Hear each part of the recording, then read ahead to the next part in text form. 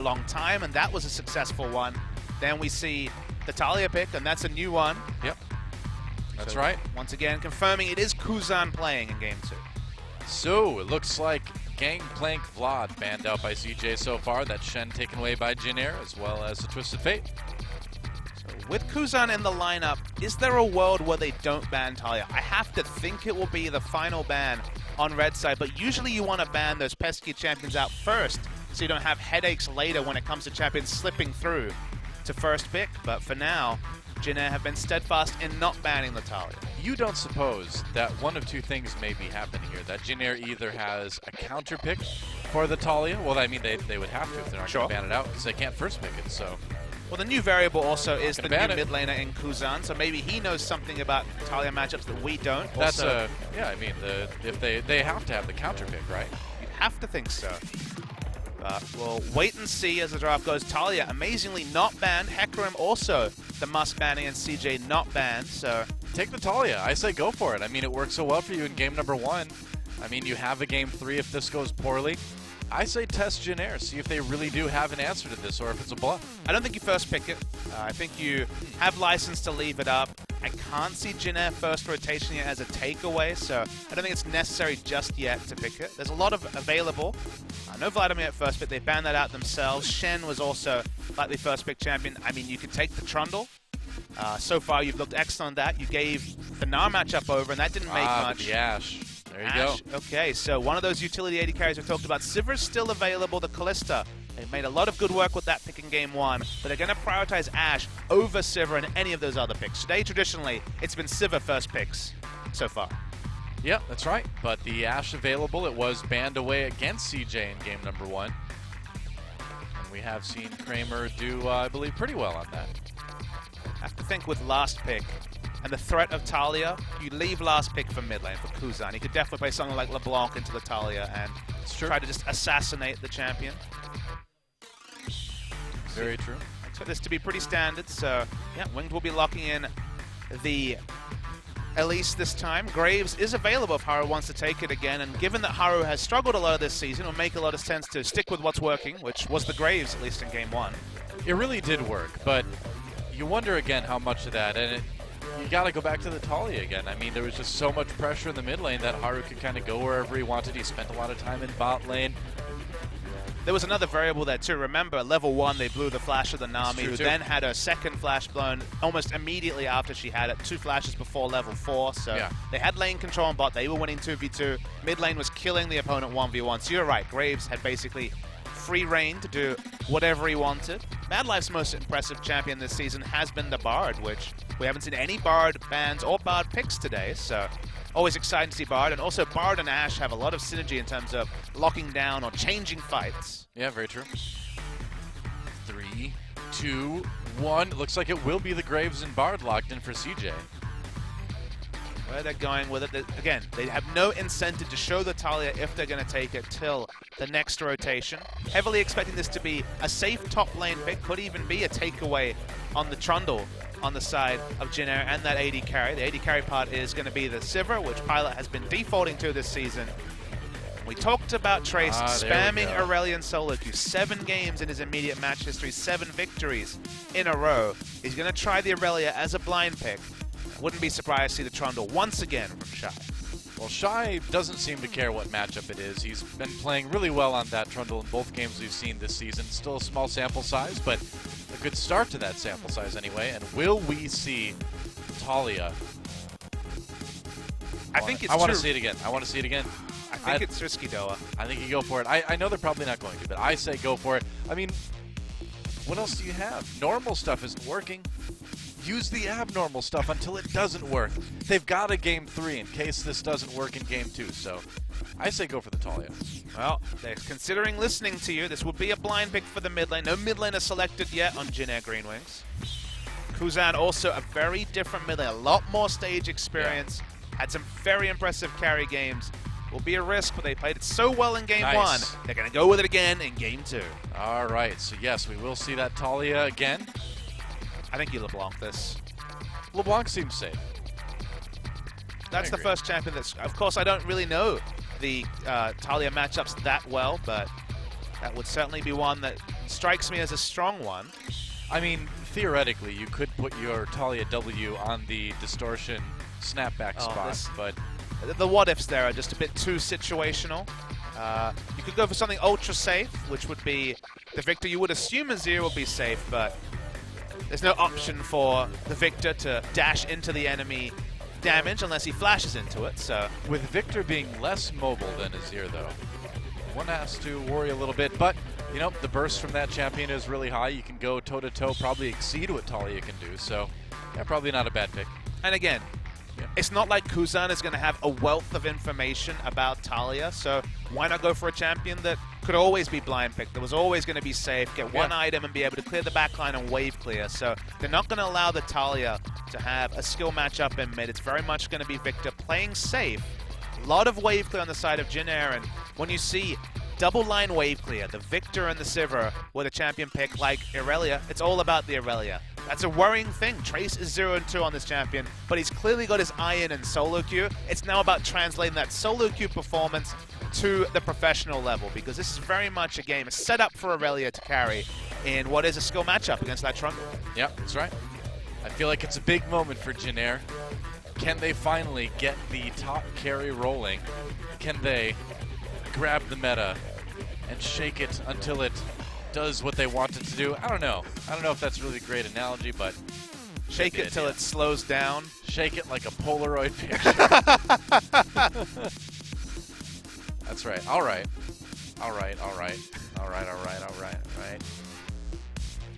Boom. You're just beatboxing over there, Noah. I love it. It's not really beatboxing, but okay. We'll take it. Either way, CJ with a chance to get a 2-0 over JinAir, which is not something we expected coming into this one. But the Talia pick for Sky has been very good. Shy looking great on that Trundle. JinAir, though, swapping back to Kuzan in the mid lane. We'll see if that's enough, along with Trace's Irelia, to turn the tide and force a Game 3. We don't have to wait too much longer. As the game is loaded, it is time. JinAir looking to tie things up. Let's see if they can do it.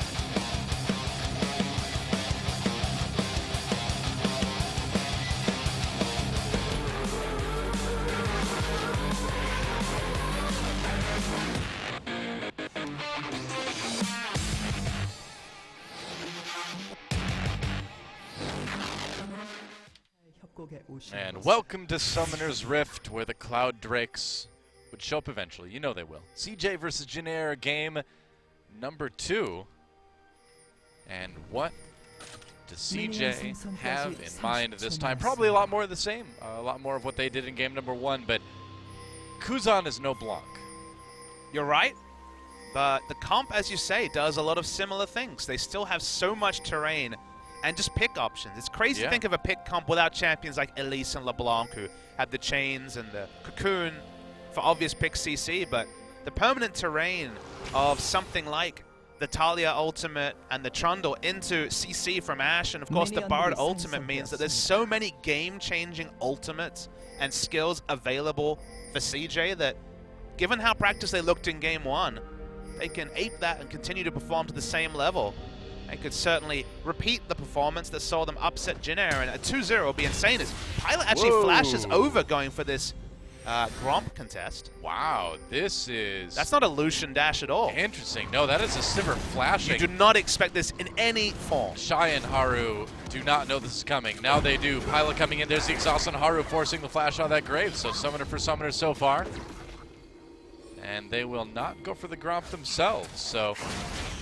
just kind of making things difficult for Haru and Shy early on. So let's try and make sense of that, because people will look at this and be like, lol, he blew his flash. But was that worth it? What you need to remember is we're going into a lane swap. You do not theoretically need to flash in the next 5 minutes, because what happens at this point is very well traveled. You hold the wave, you build it up. In the next 5 minutes, summoner spells are almost irrelevant, so there isn't necessarily that cost. You don't usually see swap backs at any point. You lose too much if Ashe and Bard leave the bot lane. So while it seems like a massive investment, it's actually not that big an investment. It's still insane, though. There's no way you can play around that as the enemy team. As a Lucian, we saw already today, Lucian and Braum skipping over the wall. That's something you can do. But to actually invest the flash is a next level we haven't seen before. Yeah, but like you said, I mean, how do you really punish that? there are edgeways, but someone's going to be a big loser in that because there's going to be a trade back as the minion waves are being built up. With how jungle pathing and how the bot lane have been built up, there's just too many things that need to happen to swap back. So it's just not worth the investment. There'd be too many losers across the board to take around a situational advantage, which is the enemy's flash, right? He still has heal. Right. He's still not a free kill in the top lane. So in the end of the day, it's probably not going to be in any way relevant unless we see a swap back, and even if we do, it's going to be very defensive play, and they're not going to put themselves overextended in a long lane. Right. It will be that fairly normal lane swap at the end of the day. Well, oh, Kuzan taking a ton of damage already from Sky, and one wonders if Sky is just that good on this champion that these other mid laners don't really have a lot of experience against. I think we need to apply Occam's Razor and be surprised at how good Sky is in the champion, but we already saw Blanc clearly have no idea how the champion worked, and it's safe to say that JinAir has very little exposure, because it's the one thing you'll notice is that they're not respecting the ranges. Kuzan was surprised that he was bounced back by the W, so that's, I was surprised. That's a lack of knowledge about the range that these abilities can be cast at. And, you know, that's a bit surprising to me, because JinAir allowed this to happen. They didn't ban the Talia. They said, we can handle it, no worries, we've got Kuzan. Kuzan's going to play Victor, it's going to be fine. And already we see that recall force, that teleport used early. And we see Sky with a pretty decent CS advantage immediately. I mean, the most famous example of a new champion warping a series was a series that involved CJ, which of course was Dade and Zed in the famous Summer 2013 final, where Dade went Zed 3 times and MVP Ozone upset CJ Blaze 3-0. And obviously the stakes are a lot lower here, but they came in with a plan. They're like, these are the bans we need against CJ Entus, and they believe in that to the degree that with a new independent variable added, which was that carry Talia performance in Game 1, they're sticking to their guns. So they need to step it up if they're going to contain this Talia, because although it's not the same crazy oppressive laning phase, they're going to have to learn quickly on how to deal with this particular champ. Yeah. Wow, and Sky is just being so aggressive on this Talia. Pretty even damage trade that time, and when level 6 hits, Victor gets 1,000,000 damage and Talia gets a gap closer, so at level 6 we'll have to see Sky be a bit more respectful of Kuzan. Yep. We should be a little bit worried. Kuzan actually goes against the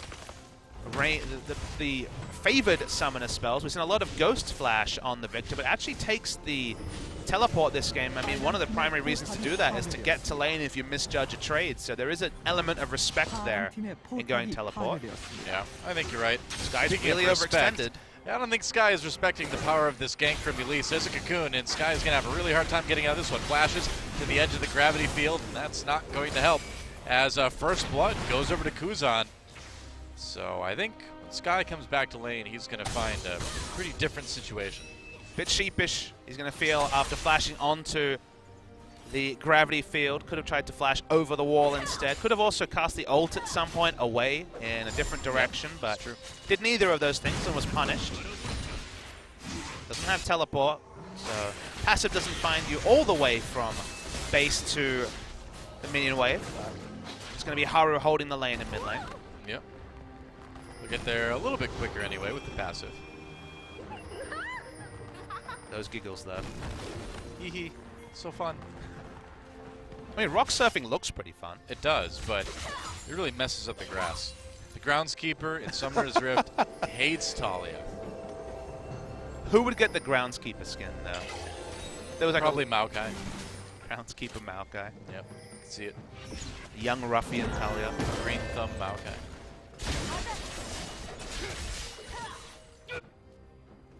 This was a mirror turret trade. We didn't talk much about CJ. Looking for an extra objective though, trying to punish the Aurelia with very low wave clear. Yeah, Cocoon on the Mad Life though. Gonna take a chunk out of that Bard. 3-man investment as Talia is still able to farm in mid lane. Not much Shy can do in the mirror situation in bot though. And we may see a bit of a gank coming in from Sky. Yeah, backing away. And this also just serves to take the pressure off of Shy a little bit too. And we saw that be kind of a big part of their Game 1, where a lot of things that they were able to do by having that big mid lane pressure was let Shy just kind of farm and stay safe. But that kind of undersells what Shy was able to do, because you remember he was ignored. You know, we mentioned the pressure in mid and bot, but he was ignored. There was no jungle pressure paid to a Trundle versus Nara matchup, and he went even and in fact decided to win the lane in an unfavorable matchup. So he deserves credit for getting no resources in an unfavorable matchup and going even. Suppose he does. So that turret take the inner turret. It's going to be an answering inner turret. So lots of long lanes. So Shy walks up and with the arrow coming in. Yeah, Shay could be in a bit of trouble. There we go. Weaver's wall comes through. Shay, can he get over? He has the flash, but Sky gets the kill anyway. It's 1-for-1. Nice cosmic binding onto Pilot and Winged. And they're nearly catching Mir. Maybe they not can. done. Yeah, Shy, not quite getting close enough. Was wondering if Shy could maybe get there with the pillar, but didn't have the cooldown up, it looks like. So they'll be happy to trade. Nice aim on the threaded volley, which of course continues in the same vector. Managed to hit it all onto the low health Che and take him works down. Like the culling. Haru completely caught as he goes into the enemy jungle. Easy kill. But JinAir may pay for it. Jungler for jungler. Wing flashes over the volley from Kramer, but Kramer gets the kill anyway. Sky and Madlife still chasing, but they're going to get pushed back out. Yep. Sky with not a lot of mana, you're right. It would have had a crazy chase. I mean, the chase you can see from Sky on this Talia is already very clear. It was a really nice ult to get the first kill. And then if you're fighting in the enemy jungle, there's so many walls for him to surf around and chase down with the threaded volley. Once you get the Rylai's, that's going to be a gap closer in itself. So more nice Talia play. Sky making us a believer of this pick in its debut in Champions. It looks really strong, and you got to wonder if we're going to see this a bit more going forward. Easy answer is yes, and with, again, the mooted train changes regarding just adding a bit more burst, which didn't look very necessary in Game 1. The mechanics changed in how WNE are activated, which means the burst is more reliable. I think the champion will be a staple pick ban in the meta. Yeah, probably. I mean, we've kind of thought that Talia looked pretty strong from the beginning, but the Korean players just had not really picked it up yet until today. And man, I mean, what a debut. I don't think it's been a little while, I think, since we've seen a new champion look so dominating in their first game in Korea here. And of all people to do it, it's Sky. This guy who, you know, had a lot of ironic words, you know, tough words for him in his debut season. We were all on that BDD watch, wondering when he could play because Sky was struggling to that degree. And then he comes in and, on a new champion, makes a massive debut performance. And another reason why Talia is so interesting, Doa, is that think of the AD carry pool we see right now. It's specifically Sivir, Jin, and Ashe. None of those champions have escapes. Flash is down. You see that Weaver's wall behind you. You're screwed. Yeah. Sivir especially. So often, you forget that she doesn't have a dash because she fights pretty well with the spell shield. You're not going to spell shield much when you can't run away with any speed because it makes the on the hunt just not relevant because the terrain cannot be passed by just mere movement. Yeah, very true. CJ does go for that Cloud Drake, and they will pick it up. Didn't see what the next one was going to be. It's going to free JinAir to go for the Rift Herald, though. The Rift Herald onto Aurelia would help the matchup. Aurelia's not there, so it's going to be probably just the Elise picking it up. Yep. Like to give that over to Winged. Yep, they will. Sky, though, getting some more damage on the mid lane turret. Has ult to surf away, just like last time. Flash also, so able to get about 50% damage on the outer turret. Not bad. Shy, again, getting a big CS lead up in this top lane and now in the bottom lane, just in the 1v1, playing so well on that Trundle.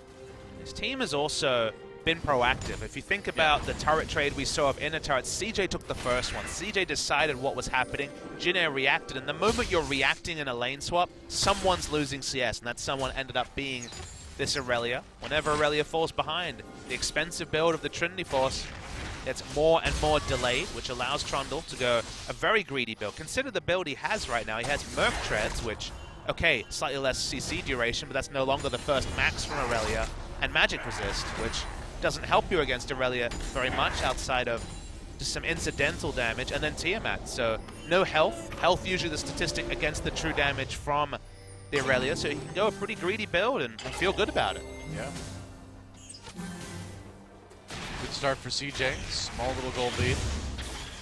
But, you know, if CJ can get a lead like they did in game number 1, I think the big thing that we're going to need to look for is to see if they can close things out a bit more methodically. Game 1 got a little bit scary for them at the end. In the late game, Trace gets big, especially JinAir have the advantage. But if Trace is just fighting an even war with Shy, they don't have as many options in the late game as potentially CJ, who can change fights. We mentioned it already. Just the 3 ults of those bottom 3 members, Talia, Ashe, and Bard, can do so many creative things that are hard to itemize against, that warp a team fight. I love the options that Talia brings.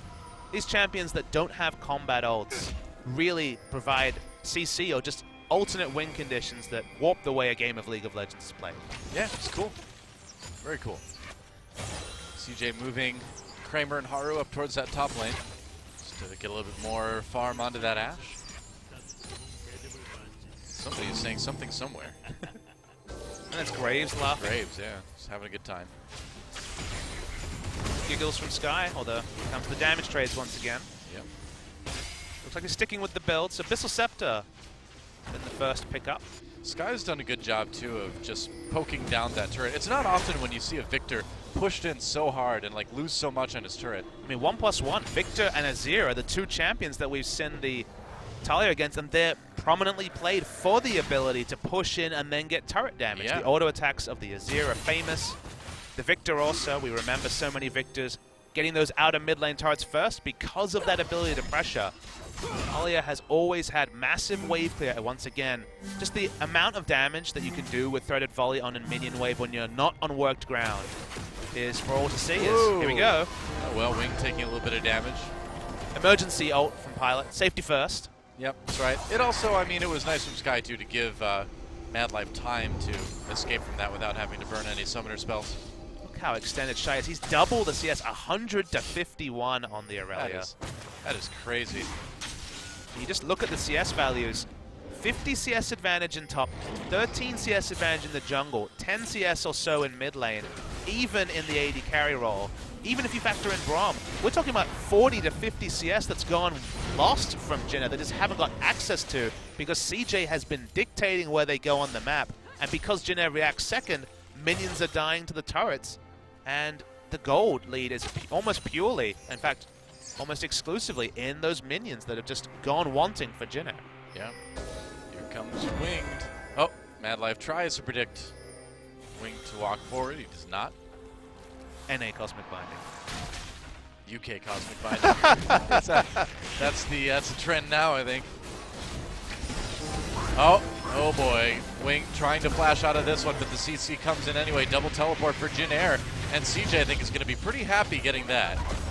They're going to back off. And there's the wall just to keep them safe unless Haru decides to go back in and die again. But he decides to change his mind and not die. But again, that's a great use of the Weaver's Wall from Sky. I mean, seeing CJ was under a little bit of pressure, they got the 2 teleports out from JinAir. Leave it at that. Trade that for a Talia ultimate. Looks good. I mean, having a single teleport advantage is one thing. They got a double teleport advantage now. So they were already running the map, as we could tell from the CS values. And now, with double teleport, JinAir need to really employ the buddy system because the moment they're in 3 lanes, there's so many different angles that this team, with the Bard ultimate still up, with the Ashe ultimate coming back soon, can attack you from. Yep. Definitely. Dragon up in 30. We didn't see which one that's going to be quite yet. We'll return to our Cloud Drake first assumption. Probably Cloud Drake. I love that assumption because either you're like, all right, we thought so, or you're happy because it's not. It's Cloud Drake. We thought so. Yeah, it would be Cloud Drake, wouldn't it, Dora? As expected. Yep.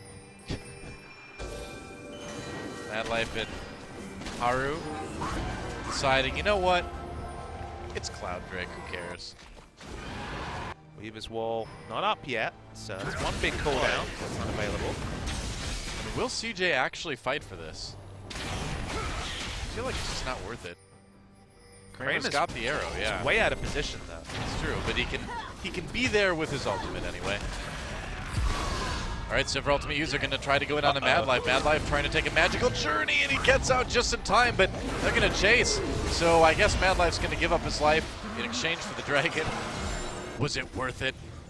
Second Cloud Drake, something. Well, they can knock down the mid lane turret too, possibly. And they're certainly in position to. No worked ground, so Sky instant pushes the wave We see Elise leading the way, so it starts to get more and more risky for CJ, but they're going to try it. This is a 4v5, and that's a ton of damage coming up from Kuzan. He's going to nearly get killed by Kramer, but he will live. And JinAir looking for a big fight, and they get 2 big kills onto that Victor.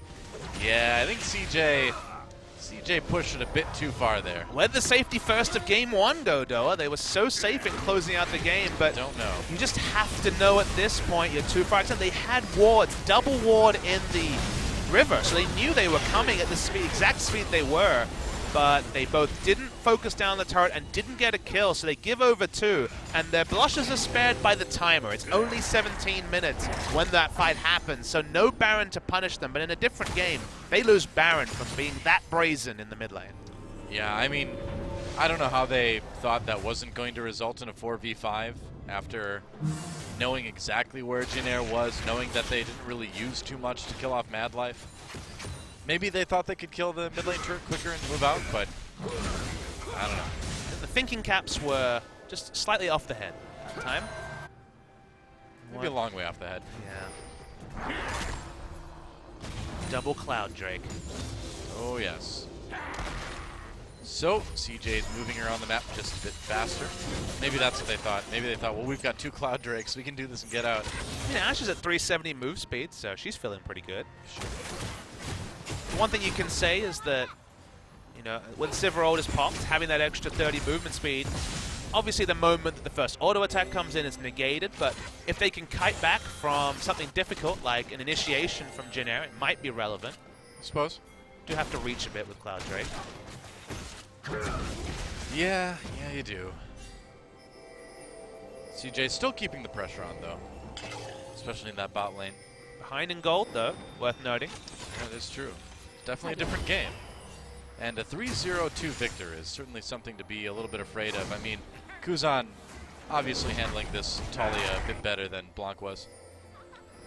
Victor's a lot more non-committal than Azir. Not that Azir is a super committal champion unless he chooses to be, but it was Blanc choosing those wrong engages, consistently going in with E and being punished. Yep. Victor only has one way, and that's usually kiting backwards unless he's way ahead.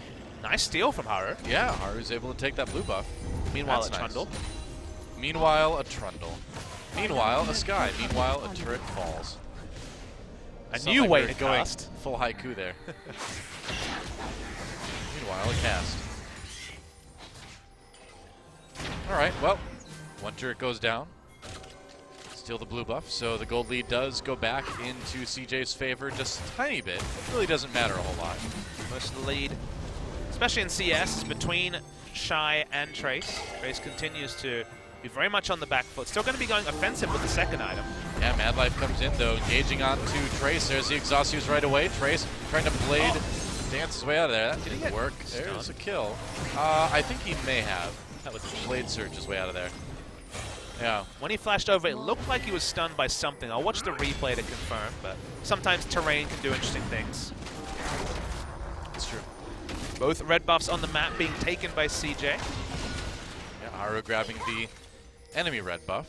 Mid lane turret's still very healthy here. This is one of the reasons I think... Oh, wow, Haru got caught. Sivir ultimate use to try to secure that one, and they will. Meanwhile, Madlife trying to recall. No, Bard's not going to make it out of this. Kuzan with an easy pickup. CJ just looking a little bit lazy in their positioning here in Game 2. Kuzan on a rampage. Wow, They're going back what in. the world are you doing? That is a 3v5. Shy goes in, dies immediately. Sky can't do a whole lot. Has to flash away. Pilot very, very low. But he will live, and I have no idea what Shy thought he was going to accomplish. Going into essentially 1v5. Nice flash cocoon onto Kramer. Will they be able to get it? Looks like they will. Sky picks up a kill onto Wing, though. Double kill. Double kill, yeah, onto Trace, too, I suppose. All right, well, that Talia is still doing work. 4-1 and 2. That was the last bit there was very strange, actually. All right, this is a sloppy game. Let's just admit it. You gotta call a sloppy game a sloppy game. This move by Shy is just terrible. Like, he does no ward. He just dies instantly for no reason. They didn't even have access to more members, so Teleport came in to give JinAir 5. And then JinAir, they see Kramer and they want to take down the Immobile Ash. You can understand that, but look at the potential punishment in your inner screen. They've started Baron. Well, watch what Sky does here.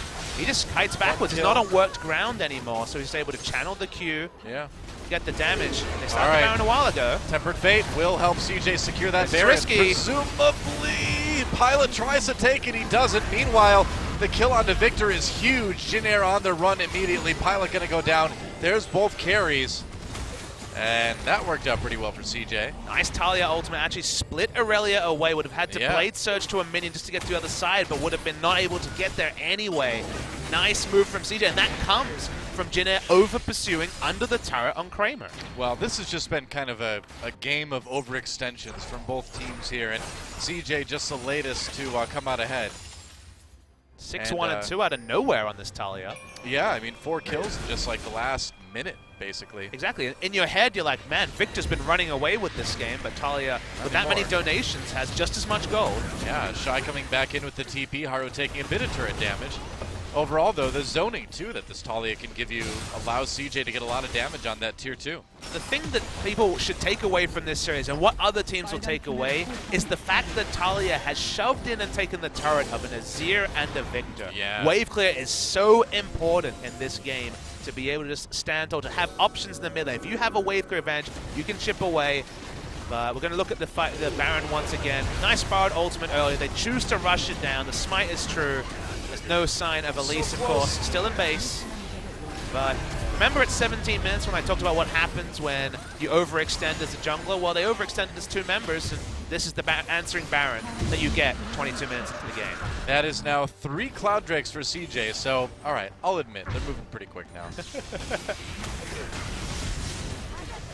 Yeah, coming back to the wave clear, the fact that this champion can out-wave clear 2 of the wave clear gods of the past year lets you know that Talia is going to be a staple pick. Yeah, I think so. I think the age of Talia has officially begun here in Korea. And we never would have expected that. It'd be Sky to usher it in with so much success. Kuzan getting a bit caught. Wow, Kramer has to flash away. Speaking of getting caught, good Tempered Fate from Mad Life, and then the protective wall coming in from Sky. Can they use it to take a tier 2? Doesn't look like it. I mean, another overextension. This time from the CJ side. Yay! I don't know, a game of throws. Can be an apt description of this one. Omewrecker. Yeah, Omewrecker does work on the turret. It's back again. Shy loves that Omewrecker. Shy was like, I saw that Omewrecker yesterday. I can do it too. Beautiful. It's like, I'm gonna build that item. Oh yeah, turrets ain't got nothing on me. Well, this game has been a lot sillier than game 1. Yep. The Talia picks Action that packed work. for a JinAir series too. Well, now we know the tonic for a JinAir series. A bit of Talia. Guess so. A bit of Talia makes the JinAir go around. In the most delightful way. Indeed. A spoonful of Talia. That's right. I don't know. It sounds kind of grim. But That's true. yeah. A lane full of Talia Makes the JinAir go around. makes the JinAir go down. It's true. In a most delightful way. Summons the sad plane. Yeah. Well, another story to the series has been Shy quietly being awesome on this Trundle pick too. Shy is back.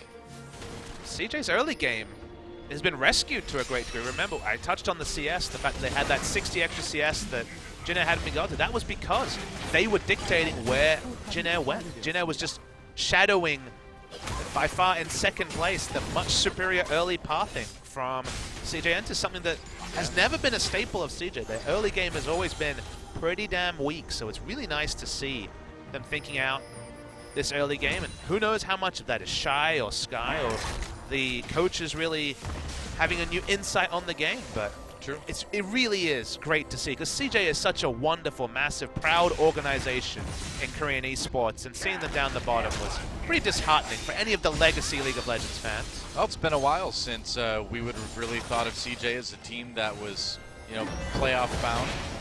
Shay comes over the wall in a little bit of trouble, able to block a lot of that damage with the shield. But yeah, I mean, if this is truly them turning around their season, who knows? All right, looks like they're going to use the Weaver's Wall just to take that inhibitor turret. Thought maybe they could catch somebody. Maybe they're just not going to get anything out of it. All right, well, it's not exactly the shortest cooldown in the world either. Wing tried to Protobelt over the wall to get the engage on Ashe, but found out that Protobelt doesn't actually top you over walls. Nope. That was a bit awkward. Runs you into the Oh well, you gotta find out somehow, right? Exactly. Learn by doing. Yep. There you go. So we're back to where we were in game number 1, where the question is now, can CJ close this out methodically? Can they close it out in a prompt fashion? Ash Arrow does connect with Shay. I don't think that's something they can really pick. Maybe they can with the W from Talia. Haru taking a lot of damage here. Mad Life on the run now as Pilot gets aggressive. They went for a pick. They ended up taking a bit of damage on their jungler for it. Doesn't stop Shy from looking pretty good in that bot lane.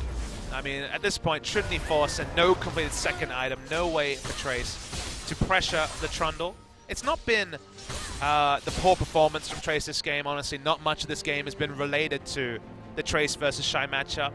It was a lot about early pathing and following of junglers, much less than the lane mechanics. So very hard to evaluate whether Trace's performance as a single data point has improved as much as perhaps it needed to, but it hasn't been a cause of concern for JinAir fans like it was in previous games on Aurelia.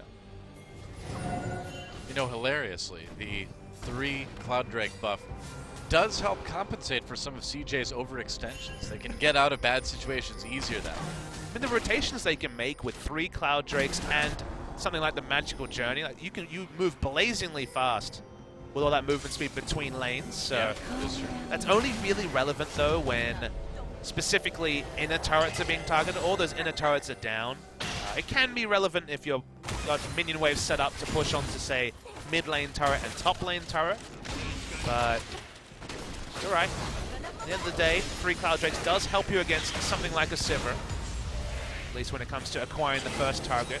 Now it's on CJ to think their way through ending the game, which is, again, you give an A+ to CJ for innovation, but the closing the game was more in the B- range. Here we go, big engage, but Mad Life takes a Magical Journey to get out of it.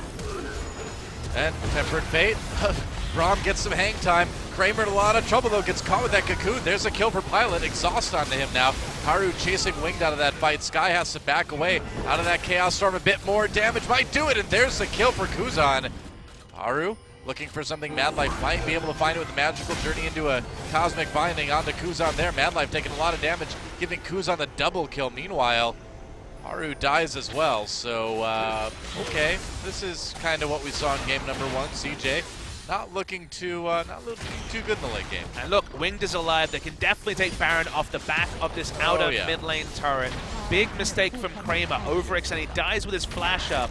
Need the buddy system when you have an AD carry like this Ashe, but walked up to try and initiate, and then 4 members flash on top of an Ashe. What are you to do? Even with something like the Weaver's Wall, you cannot cast it defensively fast enough to split away a team with Sivir ultimate. It's not something the ult is able to do, so you can see in the picture-in-picture, just like the last time we saw a teamfight replay. Shy getting in there. It's going to be the Baron buff. Will it be a bonus kill as well? Oh, Shy just decided to die there. Yep. In the, weren't seeing it because we were watching that replay, but Shy is down for another 40 seconds. JinAir with the Baron buff. And this one may not be quite as over as it looked a few minutes ago. And the thing is CJ got away with things like that in game number 1 because they had such an enormous lead, but it's not anywhere near as big as it was in game 1 here in game 2. So could be in trouble. Ocean Drake now for CJ. Again, they don't have the Infernal Drakes. They don't have the Mountain Drake this time. So they don't really have that same dragon power that they did in game 1 either. You can make more mistakes in the mid game when your late game is amplified by 16 and eventually more than that. We're going to see the replay of Shy. He just tries to contest. The first part is fine, but when he walks up to auto attack, that's a little bit strange because he's not realistically going to be able to do anything, and they have an Elise with Smite available.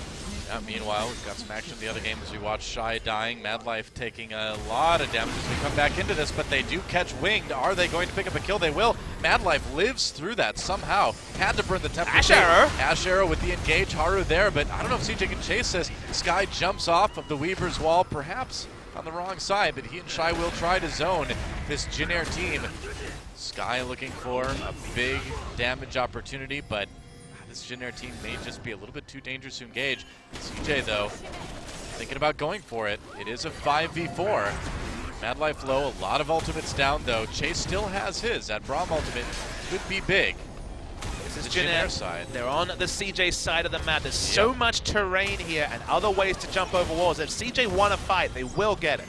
Yep, that's right. First Sakram needs to be dealt with. They do. Sky coming in, zoning with that E.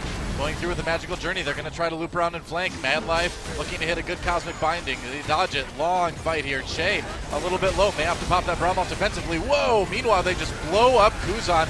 Che finally drops the Braum ultimate, but is too late. Shy slowing down Pilot and Trace in the back lines. Ash Arrow, great connection onto Pilot. There's a double kill now for Sky. And they are going to turn it right back around, taking the Baron buff off of everybody except for Trace. And JinAir signed their own death certificates when they fought on the enemy side of the jungle against Magical Journey, against Trundle Pillar, against the ultimate from Talia. They're just going to brute force down this turret, at least spawned, and now it's going to go pick up some camps and maybe try to proxy. Just going to recall, complete waste of time by Winged. There goes the inhibitor turret. CJ, they ride the seesaw all the way to the inhibitor. They do, man.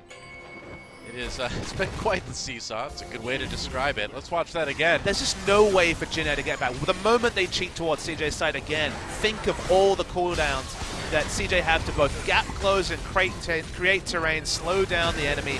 It was going to be a 5v4. Elise was, of course, the person who died. And when you're trying to run away from a Talia who can walk next to the wall, have increased movement speed, and then worked ground isn't a consideration when that's an area of the map you haven't been on. With the Rylai's, acquiring targets left, right, and center. Many die for JinAir. The seesaw favors CJ, at least for now. Yep. Trace has that GA. So got that going for him. I don't see 10 kill mid laners very often, but 10 of the 13 kills on the Talia. Yeah, I mean, it's just, it shows you the strength of this pick. And you know, even Kuzan, traditionally one of the most successful mid laners in the league, certainly a good one for JinAir. Really struggling, despite being 6, which is weird to say considering he's 6-2 and 7 on this victor. I mean, Kuzan can't be doing any more. He's had 13 out of 14 kill participation. Yeah. He's just kind of watching every other member of his team be caught out. Or him be caught out. I mean, he just got destroyed in that last fight. Insta-give. I think in general he's been good, but you're right. The last team fight has now swung it back to CJ. They've already got one inhibitor, looking for a second one. Yeah, Own Record cooldown almost up. They can use it on that turret again if they decide to go in. Unironic things you didn't think you'd be saying this series. I know, yeah. That Own Record cooldown, man. Good stuff. CJ has to be careful. This is kind of the place where you'd expect them to lose another fight. We'll see if they do. It's just one of those days, right? All right, going in. So, big issue here is that obviously they're trying to brute force down a turret defended by Victor and Sivir. Yeah. That's not happy times. Best to go back and get ready for this next dragon. It is going to be up in about 1:45. I believe it is the Elder Drake. Should be, I think, at this point. Should be. So, while the movement speed they get likely won't be relevant, it's a lot of it at this point with the extra 50%. I think it's 62.5 move speed, which is an insane amount. As weird as it is, I mean, that extra movement speed does compensate for kind of the weaknesses that CJ has shown in the late game. So, in a bizarre twist of fate, the 3 Cloud Drakes is actually pretty beneficial for what CJ's been doing, or the lack of what they've been doing, I guess. It's just the most consequential Cloud Drake we've ever seen, Doa. It helps bad teams be not so bad, I guess. There you go. Look, CJ's on the road from being a bad team to a middle-of-the-pack team, okay? Sure. They're trying their damnedest. I mean, they've had a good series. They've taken every dragon in these 2 games so far. They've only given up 1 Baron, I believe. Continue to push up.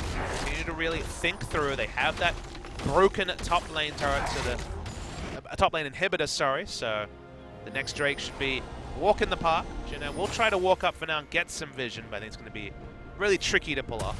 Yep. CJ right now, some good vision all over the map, just keeping all lanes pushed. Right now, JinAir really has no idea where anybody on CJ is. Kuzan still has deletion damage on everyone barring the most tanky of targets with the 4 items he's put together, so has to be respected. Still a force. Yep. I mean, and Sky doesn't have that Zonias either. He went for a very similar build to what we saw in game number 1, and that does leave him a bit vulnerable. Use a glass cannon. Oh, Che, though, completely caught. Throws up the shield, able to hop back over to Pilot. Went glass cannon in game 1. Remember, this is Sky going glass cannon on a champion that needs to get pretty close range to do a lot of damage. So atypical. But with the fact that he's only played, I believe it's 10 to 15 competitive games, he gets a chance to redefine himself. Decent in the series last time out, and very strong in this series. CJ really wants to catch somebody as they're coming in to go for Baron. Or as they're coming in to check to see if CJ is going for Baron. That is. No way for JinAir to get vision around the Baron. We can see a pink ward has been sitting on top of that Baron for now. Yep. Sky has teleport, so can be liberal in his backs. Very true. Just buys a straight up Void Star. That's a lot of power. Yeah, no kidding. Now it's 6 items. Only person in the game at 6 items, which makes a lot of sense when he has 10 out of 13 kills on his team. Yep, 100% kill participation on this Talia. 10, 2, and 3. JinAir left his pick open, Doa. Yeah, Madlife. This is a finding on Che. They brought this on themselves. It certainly did. Yeah, they thought they could handle this Talia, and apparently so far they can't. Battle of the GA top laners. Oh boy. Although Trace certainly looking a little bit better in those 1v1s. Not realistically with kill pressure, though. That's kind of the issue, No. is that Toronto could have altered and got some health back anyway. Che looks for a ward. Yeah, that's the thing. But Finds a Bard. All right, Tempered Fate onto Wing. Shy coming in from the side. Talia walls everybody off. Wing cannot get away. There's a pick CJ's been looking for. With the jungler down, it is Baron time. Sky has been very, very good with those Weaver's walls. I mean, that was perfect. Just cutting off Wing, getting that pick, setting up the Baron. And he's been assertive. That's the thing, is he's trying to make plays. This guy, known for defensive laning, has been playmaking, going against type and doing it well. The Baron explodes in damage. Here we go. Baron getting very, very low. Che throws the Braum ultimate in, but CJ does get the Baron. JinAir on the retreat now. Kuzan maybe looking for a chance to turn around. Madlife and Sky come in, but they walk right into the Chaos Storm. Got to be careful there. Kuzan picks up 1 kill. CJ backing off. They've already lost Madlife. And, I mean, coming in with that magical journey was so obvious. Setting it up for Kuzan. Aru coming over the wall, though. Shy getting aggressive. 2 kills coming in. Sky Haru picks up the double. Sky looking for some too, but it's going to be the triple kill for Haru off of the damage from that Talia. Trace, the last one standing as Wing just came back up. Seems unnecessary, but Sky's going to look for the last exit kill on Trace. They had low health bars on everyone else, so maybe they thought they couldn't get a mid lane inhibitor. Yeah. Trace is still walking around. Sky in hot pursuit has that passive, so no getting away for Trace. There's a GA pop. Sky setting things up. This is time wasted, though, for CJ. There we go.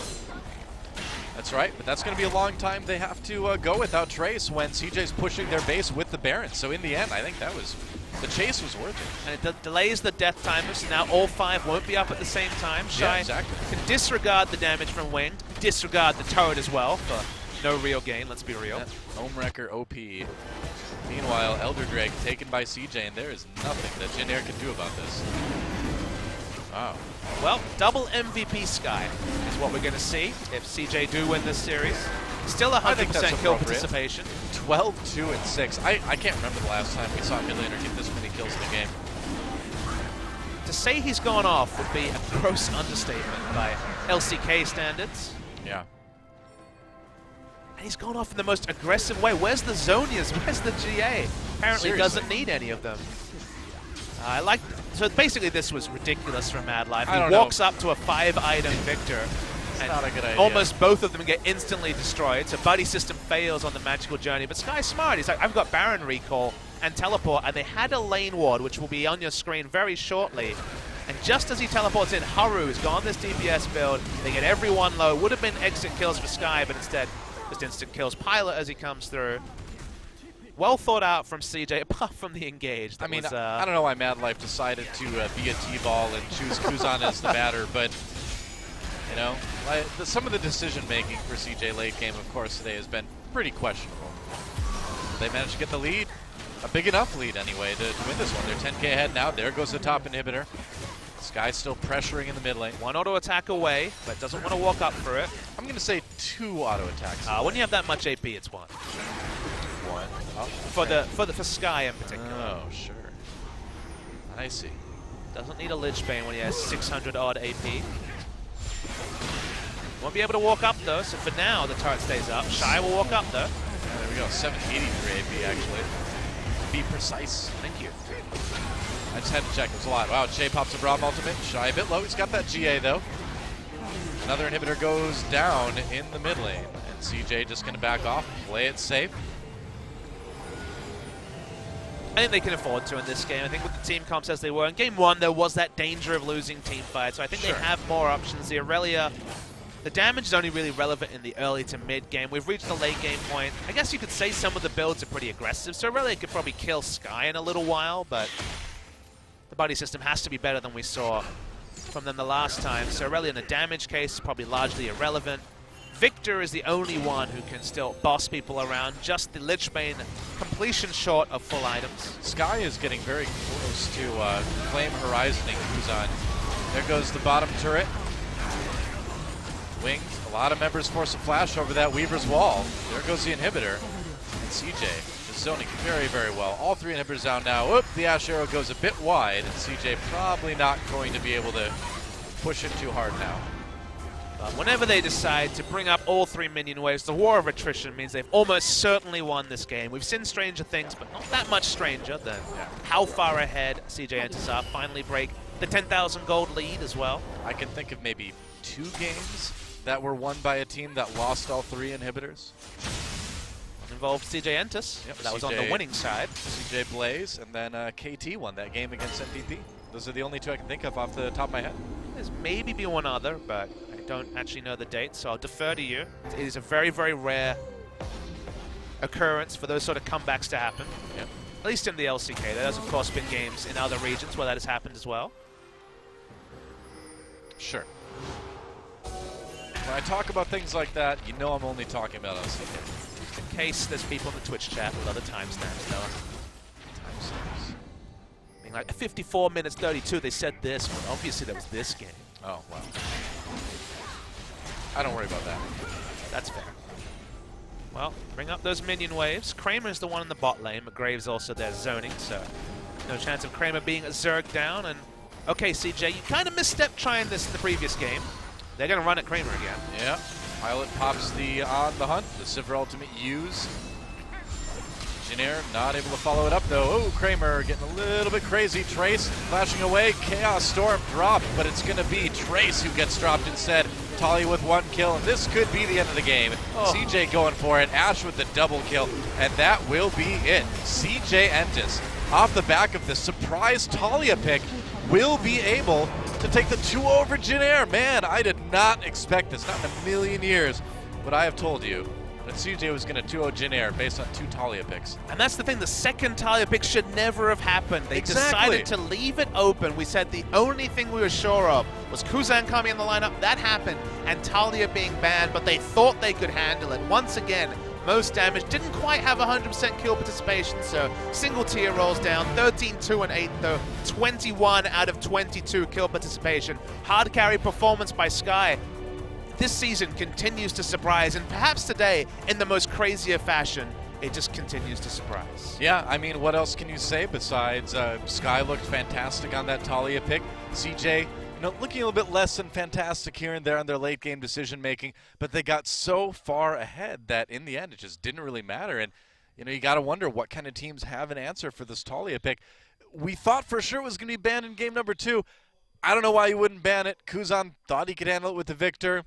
Seemed reasonable, but now in retrospect, probably should have banned the Talia. And that the answer that you talk about, maybe there's an edge champion. Of course there will be a champion that does well in lane, but the ban answer is the one. You don't have the time to go back and really think about the matchups. You had a mid laner in Blanc who clearly had no idea what was going on with Talia. Kuzan had more of an idea, hung back most of the time, but his team paid the price. The Talia roamed around. The walls were smart. This guy, known for defensive lane, this guy who was basically just a seat warmer for BDD, finds the seat back again, gets his chance to play, and this time out really owns it, makes it his own, at least for the next few series, because this is a breakout career performance for Sky. Yeah, and the win is nice for CJ, of course.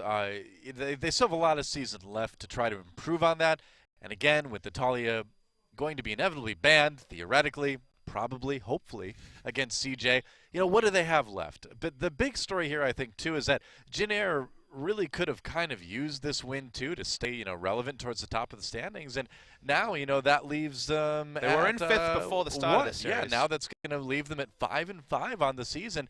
It's quite the fall from where we saw in spring.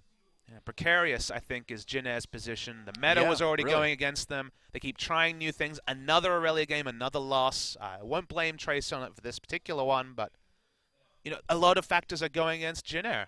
That means now we extend the history. Remember, I told you that coming into this series, JinAir in 3 series had won 1 game. Now it's 4 series. Yeah, and the thing is that's going to move JinAir to a -1 in game score overall, which puts them below MVP on the standings. Insane. A lot of this series was insane, though. Yeah. Well, what do you expect? Sky, 13-2-8 on that Talia. Pretty insane stuff.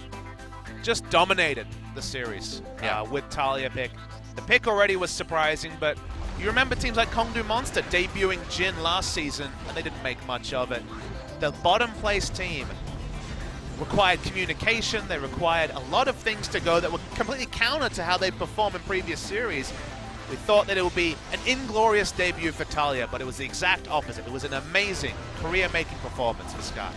Well, that was the really shocking thing, is that this pick comes out, and he looks so good on it, so practiced on it.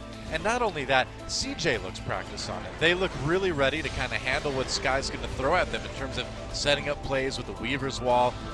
Just really, really good stuff in general. Still kind of sloppy in the late game, obviously a lot to work on for CJ there, but man, you really can't complain after a win like that. You just think about the genesis of this game, which is of course them taking those inner turrets. They had 4 turrets down very early. When you watch the clip of them catching members who are overextended with all their terrain, a lot of that happened because CJ decided to get the turrets down, and when turrets are down, and Talia with both their ultimate and something like Rylai's can acquire targets for the team, the chase potential was insane. That move where JinAir was on their side, the jungle was always going to be more exit kills for CJ, and every expectation I had was shattered by CJ Entus in this series. I gotta say, I mean, going into it based on past performances from both these teams, we were expecting kind of a slow, plodding series with not a lot going on, but that was rather fast-paced, action-packed, and CJ bringing the Talia pick. I love it. It's a really fun champion to watch, and yeah, it's probably going to be banned away, but hopefully we see other teams start to pick this up. I want to see Faker's Talia, man. I want to see what he can do once he gets some practice with that champion. But let's leave the Talia. Let's leave Sky, who we've already touched on. Shy, the other person with a very similar name. Very true. Comes back in. 2 games of Trundle, so champion pool question marks there once again. But 2 games of Trundle, 2 excellent games. The first one was the counter pick situation. That was fine. The second game, played it very, very well. Doesn't seem to need extra resources. He's doing it all on his own. In game 1 especially, we saw that. Oh, but, that's right. It's phone time. I think it's about time for us to end the broadcast. Usually they let us know. There we go. Now we got in here. Thank you. And so that ends the broadcast for today. Thanks for watching, guys. We'll be back tomorrow with more LCK Summer. See you then.